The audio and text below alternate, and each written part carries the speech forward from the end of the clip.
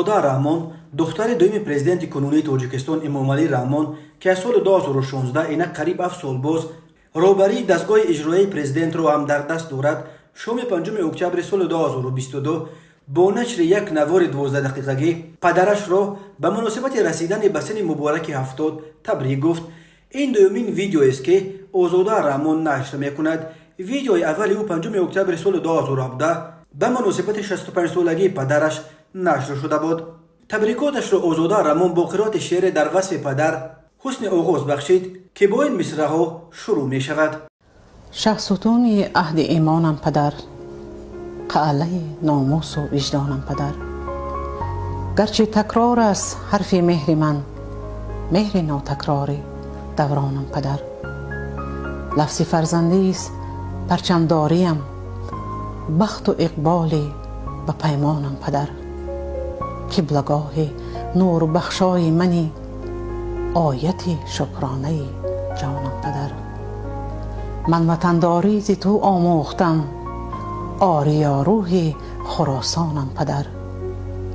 ҳарфи дил гӯям зи ҷон озодасон, обрӯи тоҷикистонам падар. озода раҳмон дар табрикоташ аз корнамоии 30 соли президентии падараш васф карда аз ҷумла мегӯяд ки сиёсатмадорони олам мактаби сиёсии ӯро меомӯзанд ва аз он панд мегиранд. озода раҳмон мегӯяд ки маҳз падари ӯ эмомалӣ раҳмон ба оташи ҷанги бародаркуш дар кишвар нуқтаи тамад гузошт ва ба тоҷикистон сулҳу ободӣ овард. озода раҳмон паёми табрикотиашро бо як шеъри дигари пурэҳсос дар бораи падараш ба поён расонидааст ки аз ҷумла чунин мисраҳоро доранд.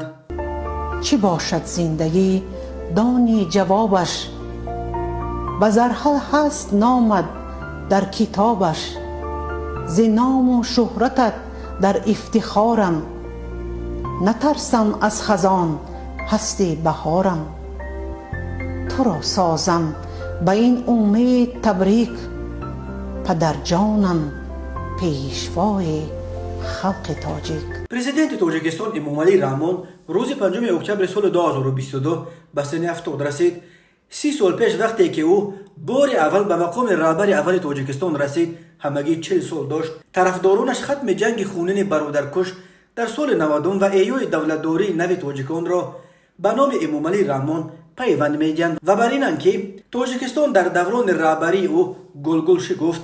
мухолифонаш баръакс эмомалӣ раҳмонро барои шахспарастӣ, сохтани як низоми худкома ва чашм пӯшидан ба коррупсияи саросарӣ ки дар натиҷаи он аксари мансабҳои равғанин ва тиҷоратҳои пурфоида дар тоҷикистон ба дасти хешовандони наздики худи президент ва атрофиёнаш афтодааст, танқиду мазаммат мекунанд. озода раҳмон духтари дуюми эмомалӣ раҳмон 44 сол ва 5 фарзанд дошта аз соли 2016 раҳбари дастгоҳи иҷроияи президент мебошад. ҳамсари ӯ ҷамолиддин нуралиев то моҳи июни соли ҷорӣ муовини аввали раиси бонки миллии тоҷикистон буд.